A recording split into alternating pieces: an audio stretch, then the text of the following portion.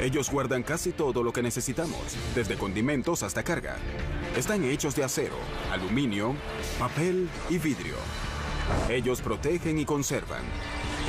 Están bajo tierra y por encima de ella, y viajan por todo el mundo. Revolucionaron la civilización. Ahora verán los contenedores en Maravillas Modernas.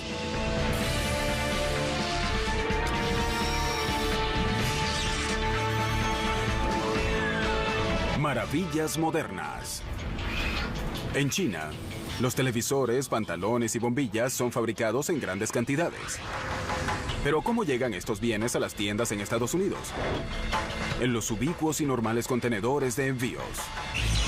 Para mover todas esas cosas desde los sitios mar afuera hasta la tierra firme se necesitan muchas cajas grandes.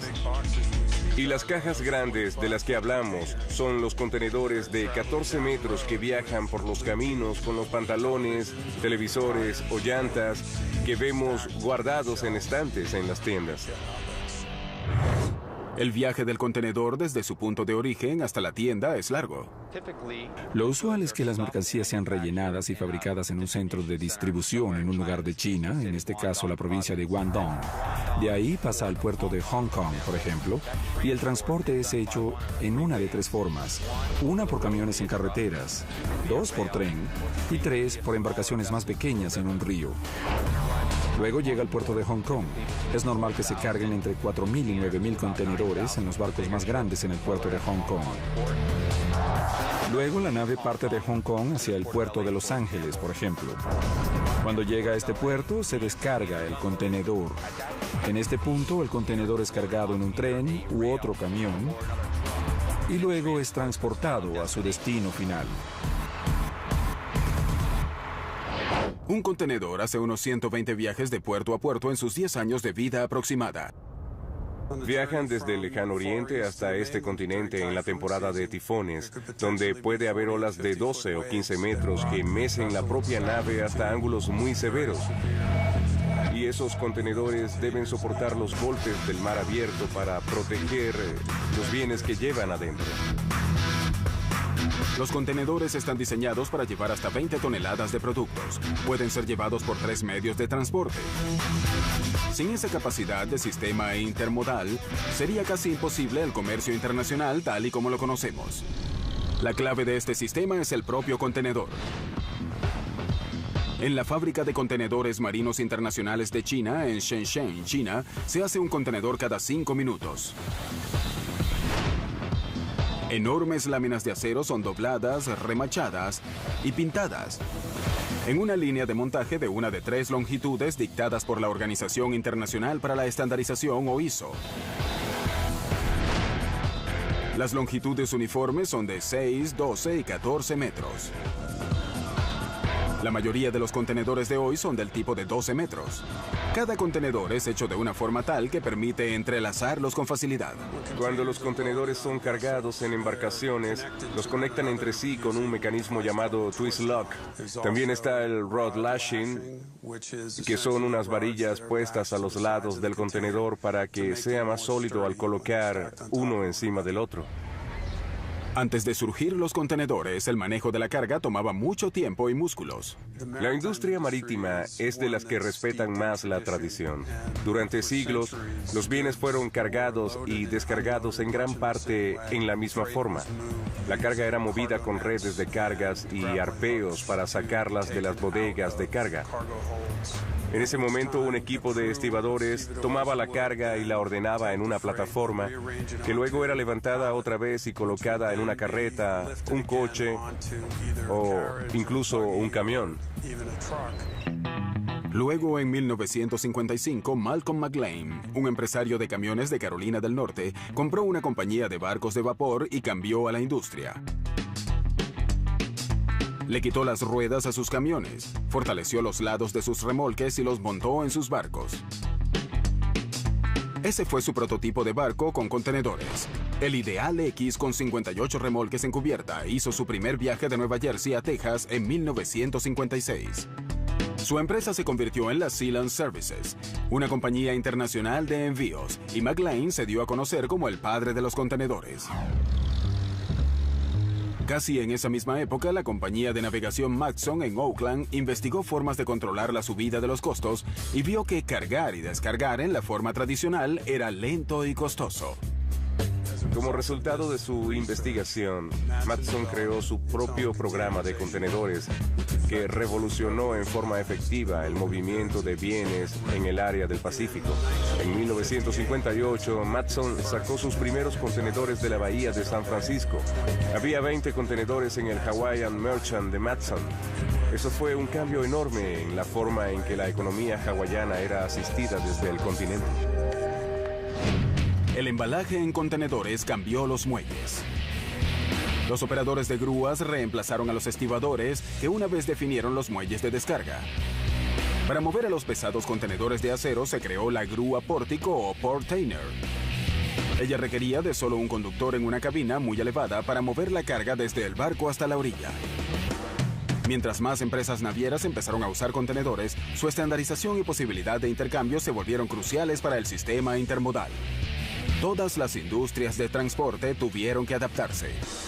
Para los camiones tuvimos que hacer que los chasis y bases de los camiones pudieran recibir contenedores de 6 y 12 metros. En los trenes hicimos lo mismo. Nos aseguramos que los puentes o pasos superiores en Estados Unidos encajaran con su altura. Y para las embarcaciones hicimos que los espacios donde se encajaban los contenedores fueran de 2.5 metros de ancho y 2.6 metros de altura y obviamente 6 o 12 metros.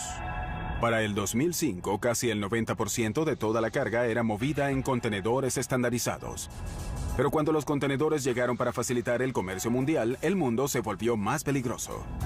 Es obvio que después del 11 de septiembre, la seguridad subió en forma exponencial.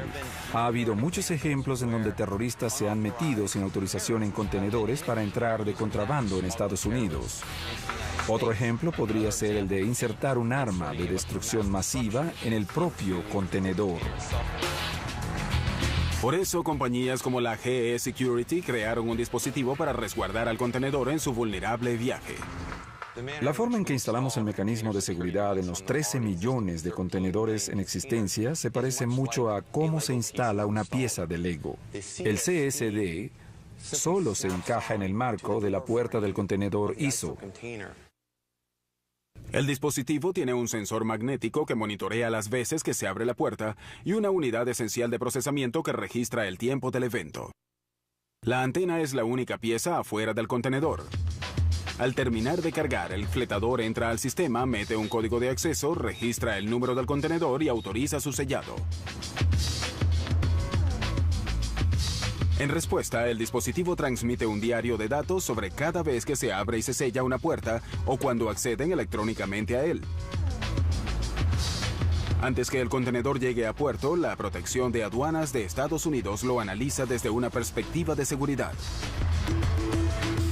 Basándose en sus normas de riesgos, ellos deciden inspeccionar desde una cifra baja como el 1% hasta una más alta de 8 o 10% de los contenedores, dependiendo del perfil de riesgo del contenedor. Una forma es a través de la tecnología, con un rayo X a la caja para ver si hay armas de destrucción en ella.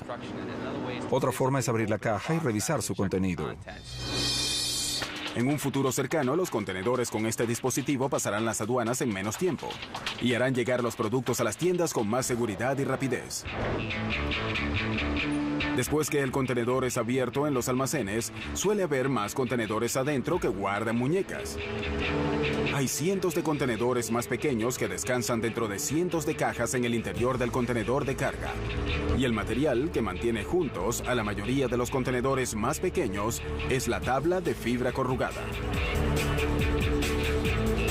Con papel hecho de pinos del sur y con un 70% de fibra reciclada, esta fábrica Georgia Pacific en Richmond, Indiana, produce 65,000 toneladas de fibra corrugada al año. Uno diría que estas son cajas de cartón, pero la industria no desea que las llamen así. Si ven la mayoría de las cajas o contenedores, ellos solían estar hechos de capas de papel fino que formaban un cartón. Así es como lo llamaban antes. Y muchos de los paquetes eran hechos de cartón en aquella época. Hoy hay muchos productos hechos de fibras corrugadas. En 1890, Roger Gere, un impresor y fabricante de bolsas de papel de Brooklyn, creó el cartón corrugado. y al final cambió la forma en que empacamos y fletamos hoy en día. Las cajas corrugadas de hoy día son más fuertes y usan menos papel que las cajas de cartón. Las cajas que hacemos están hechas de 3 componentes. Esto es el revestimiento de la lámina. Es de color marrón. Su apariencia es la de una bolsa de papel de supermercado. El interior de la caja es lo que llamamos un medio, al que ponemos estrías.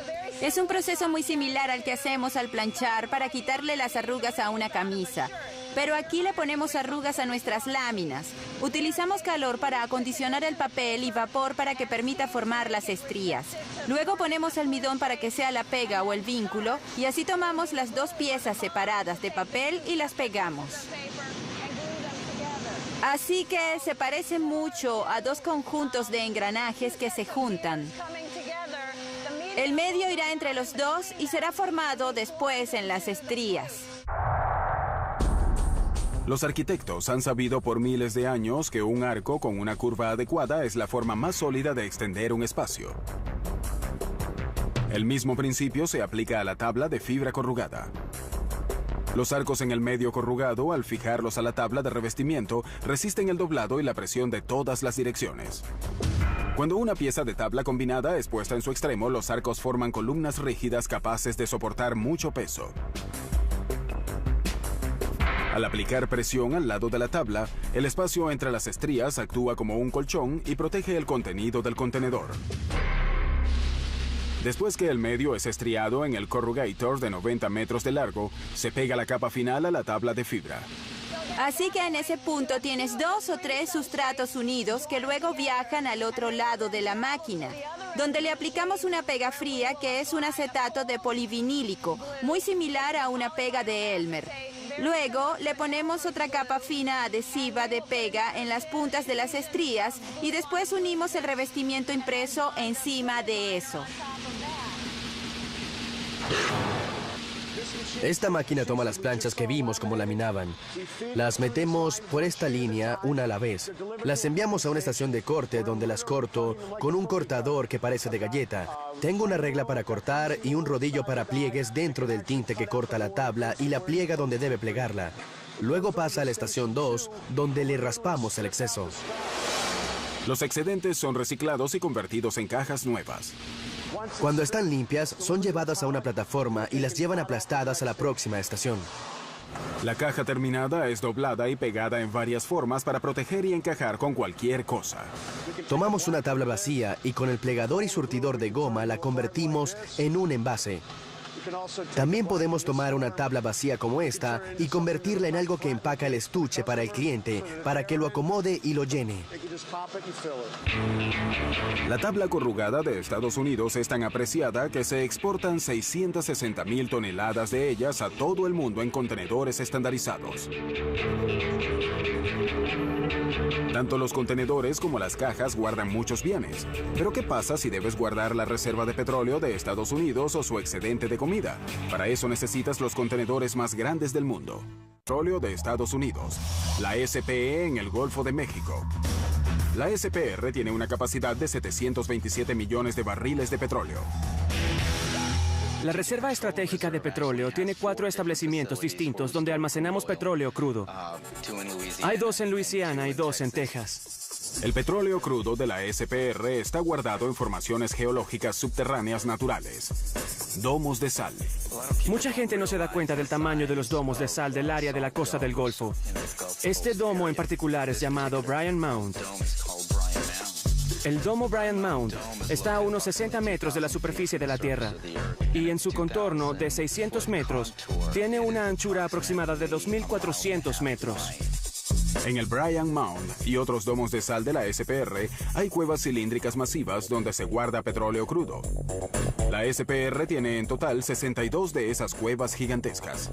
Hay unas 20 cuevas en el Bryant Mound. Podemos guardar 254 millones de barriles debajo de la tierra. Imagínense el tamaño del Astrodomo.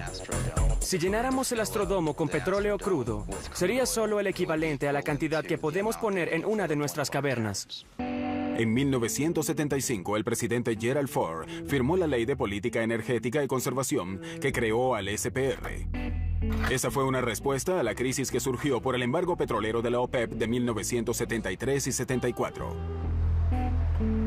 Estados Unidos necesitaba una red de seguridad para futuros desastres políticos, económicos y naturales que amenazaran el suministro de uno de sus recursos vitales.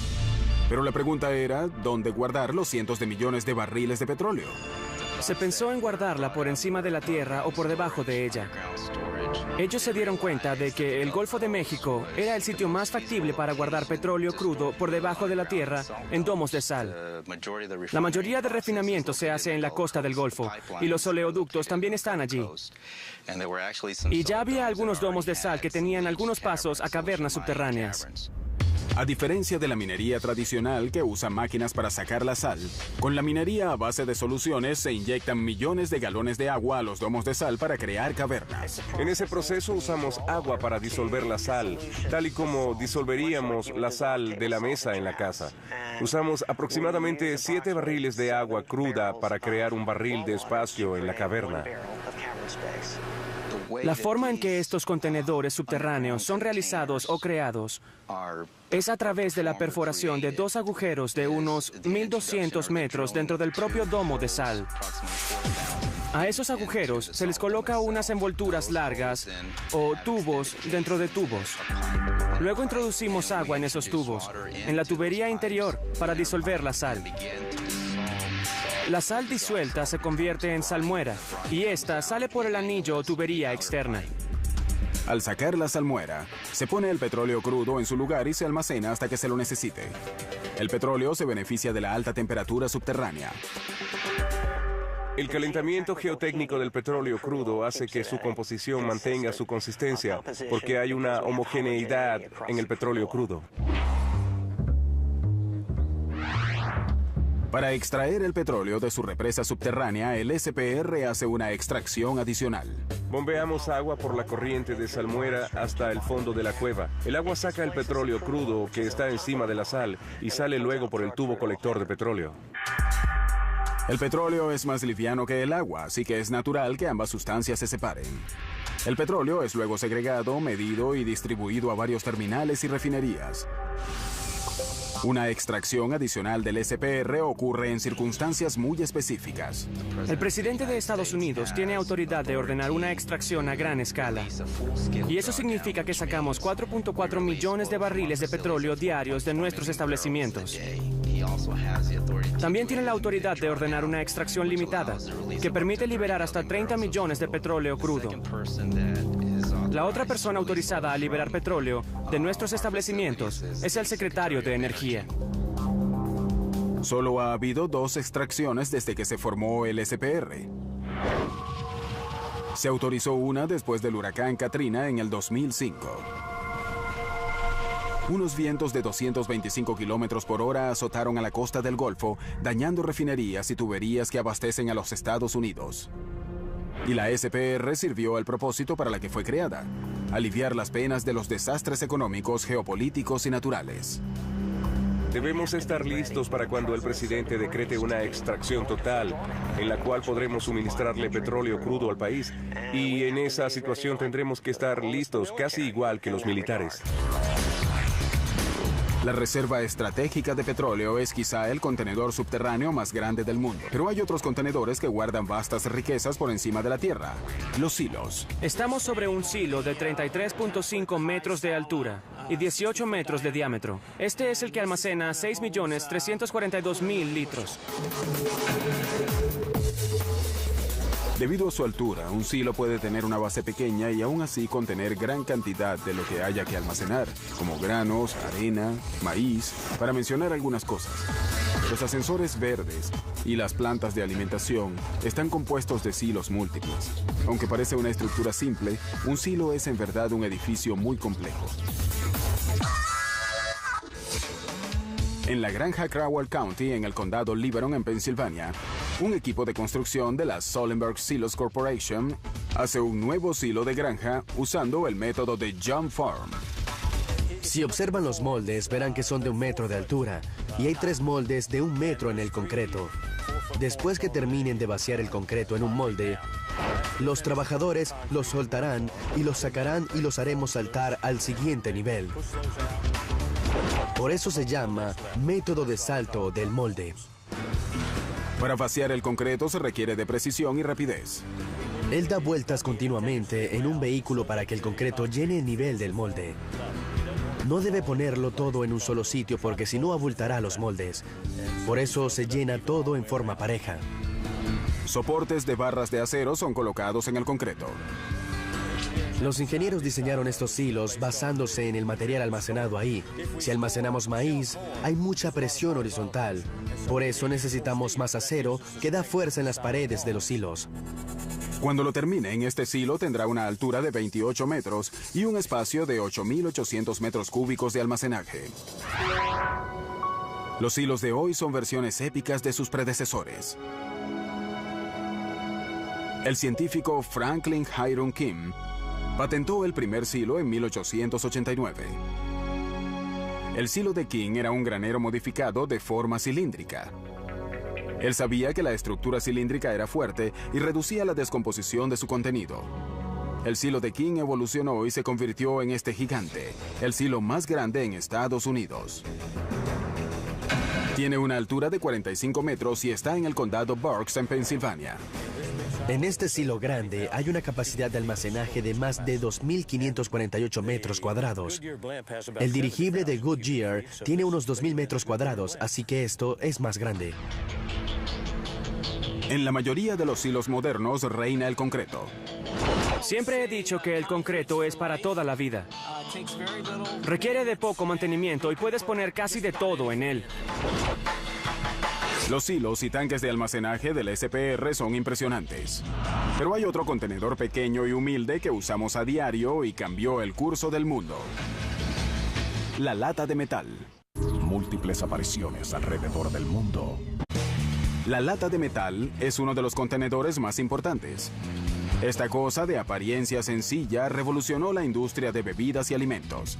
Los supermercados en todo el mundo y nuestros gabinetes de cocina están llenos de latas de todas formas y tamaños. Son tan comunes que la gente no se da cuenta de todo el trabajo y esfuerzo puesto en hacer una lata. En primer lugar, la rapidez con que se hacen las latas asombra mucho a la gente. En los últimos 125 años, la corporación Ball ha sido un líder de la industria de contenedores de bebidas y alimentos. En su planta Golden, Colorado Metal Beverage, Ball crea millones de latas. La mayoría de las líneas de latas están diseñadas para hacer unas 2.000 por minuto. Solo en nuestras plantas hacemos más de 100 millones de latas al día. Pueden ver que en nuestra industria hacemos cada año 100.000 millones de latas.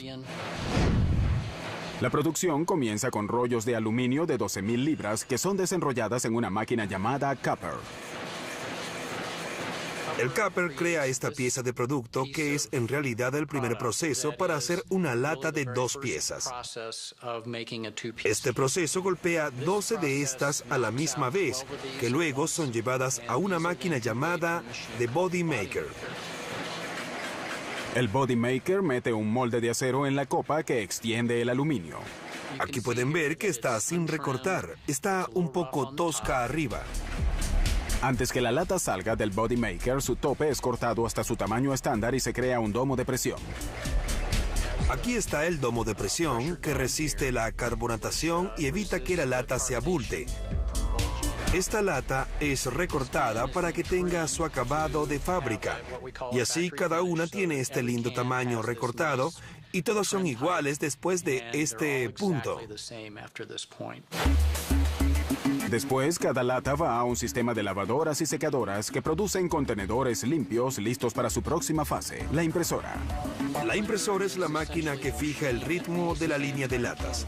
Aumenta su velocidad o la baja y el resto de la línea de latas debe portarse de la misma forma. La impresora usa 8 colores para diseñar etiquetas. Luego, un barniz fino cubre el trabajo de arte. Desde aquí, las latas entran a un horno que hornea y fija la tinta y el barniz. Esa lata va después desde ese horno a lo que llamamos las máquinas de rociado interno. Ellas rocían el interior de la lata con una capa que también es horneada después, así que no está expuesta a ningún metal. En cada fase de la línea de producción, las latas deben ser perfectas, o si no las descartan y reciclan. El paso final antes del envío es crear un cuello y una pestaña a la lata. Le ponemos un cuello y una pestaña a la lata. El cuello y la pestaña le dan mucha fuerza y la preparan para el final, que viene después que la lata es llenada con el producto. Al llegar al final, esta pestaña es enrollada en lo que llamamos una doble costura, que le da un sello hermético. El producto es preservado en forma perfecta de la luz y oxígeno y nada se sale de la lata hasta que la abres. Las latas son luego alineadas en plataformas y marcadas para su transporte y las llevan a un almacén donde esperan a que las envíen. Pero la fabricación de contenedores de alimentos no fue siempre tan rápida o dinámica. El origen del contenedor esterilizado puede ser rastreado hasta un general del siglo XVIII, Napoleón Bonaparte. En 1795, cuando Napoleón trataba de conquistar Europa, tuvo muchas dificultades para obtener la comida para sus ejércitos. Él recurrió al gobierno, que empezó un concurso para crear un sistema de alimentación que hiciera alimentos imperecederos. Un tipo llamado Nicolas Appert tomó ese proyecto en 1795. Nicolas Appert tardó casi 15 años, pero triunfó. Él cocinó parcialmente la comida, la puso en un contenedor de vidrio, lo encorchó y lo hirvió. El inglés Peter Durand tuvo una idea distinta. Trabajó con metal en lugar de vidrio a comienzos del siglo XIX. A él se le ocurrió una forma de usar metal en lugar de vidrio con el mismo proceso, básicamente. Pero la lata de metal era más duradera, no se rompía. El resultado fue que el proceso de Durand esterilizaba y duraba más. Durand combatió el óxido que se formaba en sus latas de hierro con un revestimiento de hojalata que protegía la comida. Luego le soldaba una tapa a la lata después de llenarla. Ese fue el amanecer de la lata de hojalata. El avance de Durand halló pronto aplicaciones prácticas como la preservación de frutas y vegetales, que ahora retenían su valor nutricional. El escorbuto, que acabó con muchos marinos ingleses, se acabó. Los marineros que una vez carecieron de nutrientes podían soportar ahora viajes largos. En la Guerra Civil estadounidense, los soldados de la Unión dependían casi tanto de la comida enlatada como de la pólvora para sobrevivir. Eso fue algo que permitió a la civilización hacer otras cosas aparte de buscar forraje. Así que la preservación de la comida en una forma segura les permitió empezar a hacer otras cosas. Ese fue en verdad el comienzo de la industrialización. En las décadas siguientes, la automatización hizo florecer a la industria de la lata de hojalata. En la Segunda Guerra Mundial, el valor de las latas se enraizó en la mente de los soldados estadounidenses. 2/3 de las comidas de los soldados de la Segunda Guerra Mundial venían enlatadas. Luego ellos volvieron a casa y las familias se dispersaron y fueron a otros lados, y el resultado fue que confiaban mucho en la comida enlatada. En la era de la posguerra, la comida enlatada se volvió una costumbre en cada hogar e impulsó la industria. Hoy en Estados Unidos procesamos entre 33.000 millones y medio y 34.000 millones de latas cada año. El contenedor de metal ha sido amenazado por otras formas de empaque, de plástico y empaques flexibles y cosas como esas. Y les diré que he visto muchas veces escrito el obituario de la lata de metal. Pero al final el contenedor de metal seguirá sobreviviendo. Aunque la lata de metal sea el contenedor más importante en el mundo, otra lata con un gran avance casi eclipsó su importancia: la lata de aerosol. La lata de aerosol surgió en la década de los 40. De nuevo, la guerra demostró ser un gran empuje para una gran innovación. El gobierno estadounidense financió la investigación de un contenedor portátil que los soldados podían usar con facilidad para acabar con insectos dañinos. Este mecanismo fue invaluable para las tropas en el Pacífico, donde reinaba la malaria. A ese insecticida en aerosol se le acredita haber salvado a miles de soldados. El éxito de la lata de aerosol en la guerra se extendió pronto al frente civil, donde las familias usaron de todo, desde aerosol para el pelo hasta medicinas, cada vez con más frecuencia. Una lata de aerosol está hecha de acero o aluminio y funciona con un propelente. El propelente es un gas. Al hundir la boquilla de arriba, la fuerza del gas que presiona al producto hace que se mueva a través del tubo de inmersión y salga al final por la boquilla. La boquilla estrecha atomiza el líquido y forma una neblina fina. Las primeras latas de aerosol usaron gas liquidificado que contenía clorofluorocarburo, o CFC. Pero los científicos descubrieron que el CFC dañaba a la capa de ozono. Para 1978 fueron removidos del 90% de los aerosoles en Estados Unidos. En los años 80, los CFC fueron prohibidos en todo el mundo, pero los fabricantes hicieron propelentes inofensivos. Hoy, la industria del aerosol hace más de 3.000 millones de contenedores cada año. Y aunque la lata selló su lugar en la sociedad, un contenedor de plástico le puso la tapa a la comida fresca y cambió las cocinas para siempre. ¿Es un pájaro? ¿Es un avión? Es Maravillas Modernas.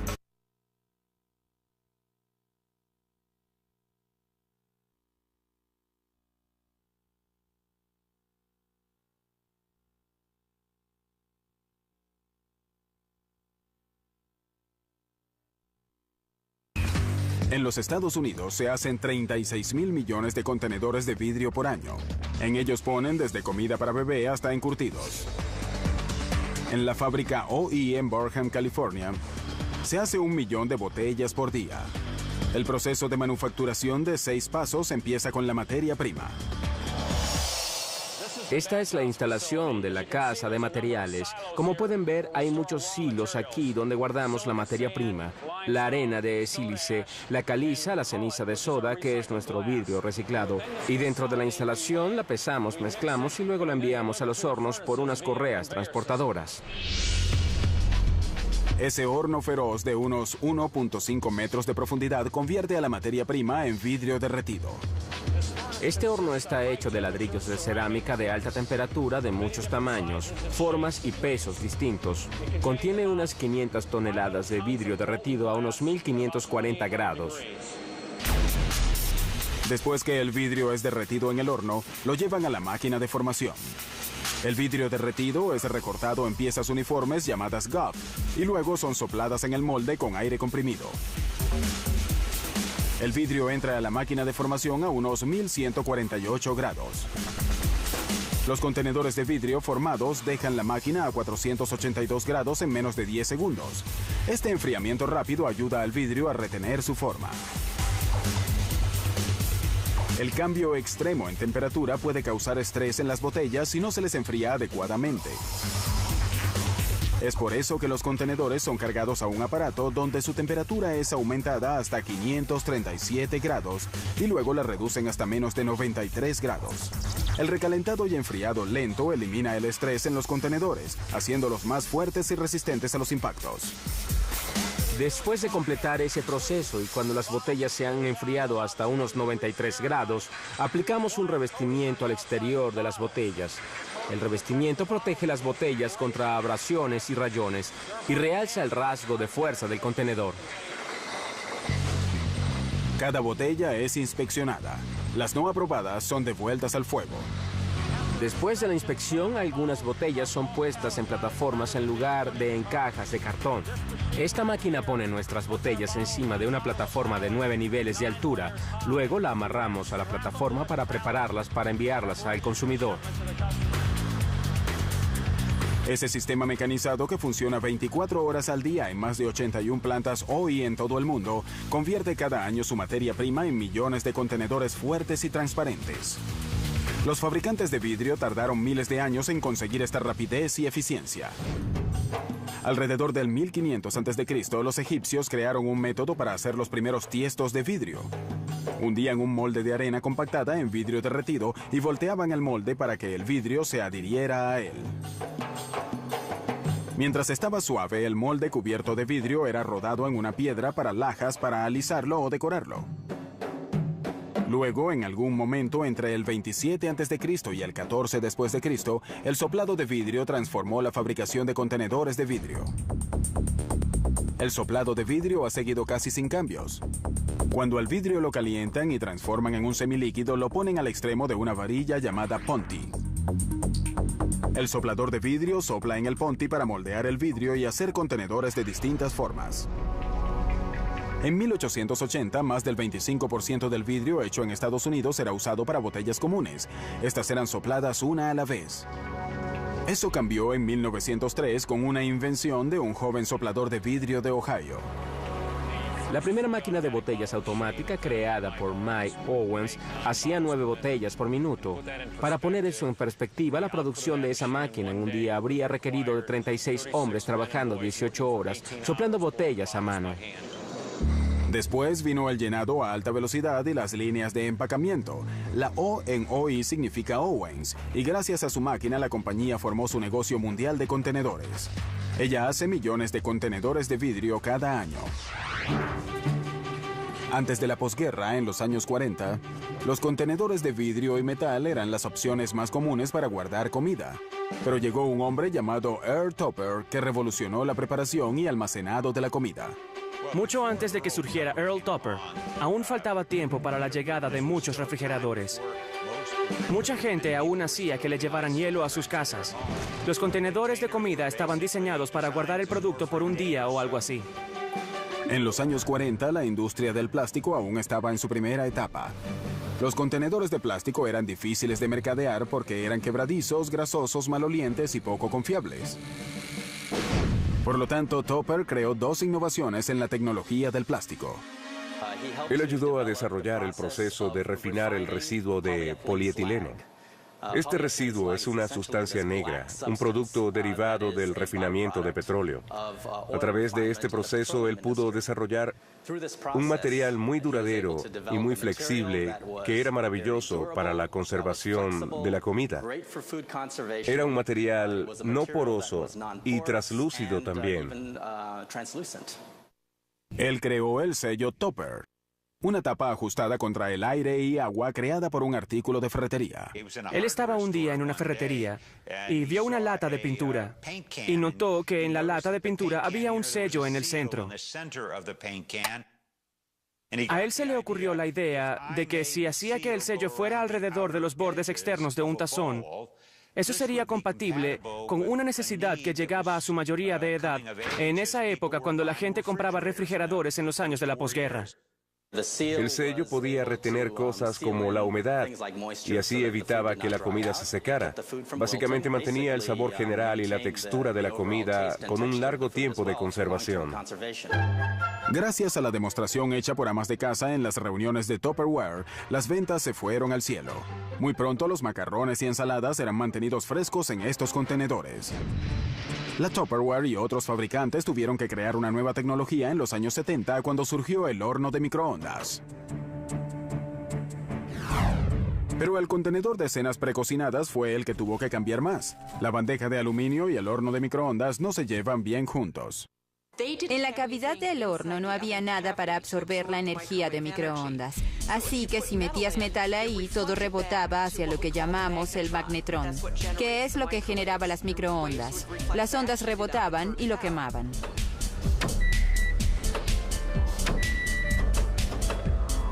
En 1986 salieron los envases de cartón y de plástico a salvo en el microondas. Hoy se venden anualmente unas 2.000 millones de comidas en envases de microondas en Estados Unidos.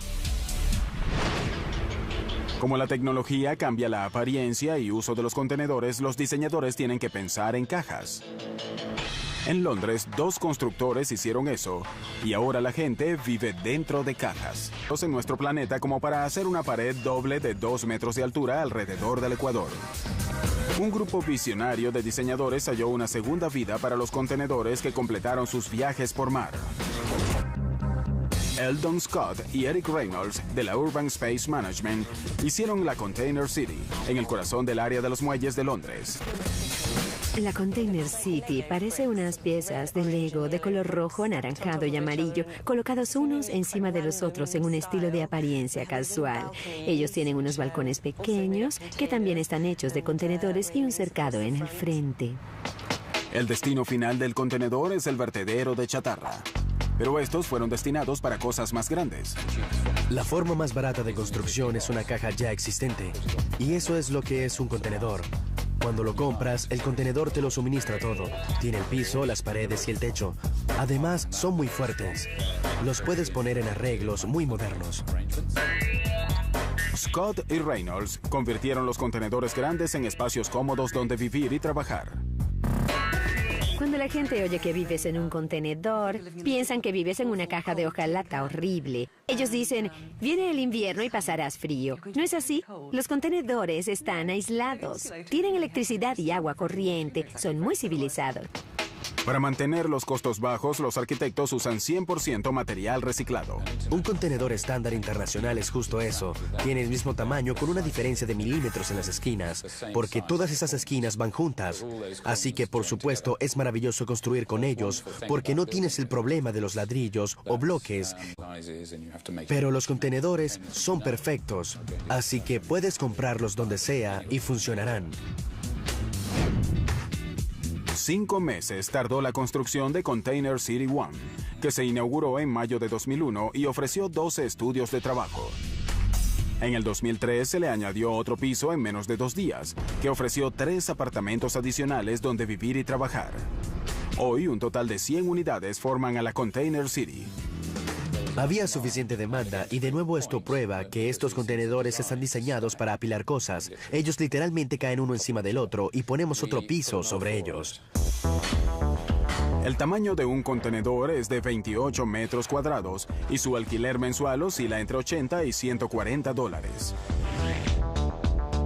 El éxito de Container City hizo surgir otros edificios de contenedores para escuelas, hospitales y centros deportivos.